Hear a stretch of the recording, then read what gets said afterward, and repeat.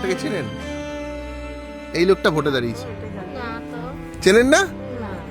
এই তো দিবাকর ঘরামি, এই তো ভোটে দাঁড়িয়েছে। জানি না, কিন্তু ভোট দিতে বলেছে, ভোট তো দেওয়া হয়েছে, এবারে লোকটা কাজ চিনি না। ও লোকটাকে চেনেন না? লোকটা তো 5 বছর ভোটে জিতেছে, আপনাদের এখান থেকে জিতেছিল, জিতেছে, কলকাতায় গেছে, বিধানসভায় গেছে, চেনেন না? তার মানে 5 বছরে আসেইনি। না জানি না তো, দেখিনি তো। যে এখানে দিবাকর ঘরামিকে কেউ চেনেন না, 5 বছর ধরে জিতেছেন, বিজেপির বিধায়ক। ছবি দেখালাম, ছবি দেখিয়েও মানুষ খুব একটা চিনতে পারে না।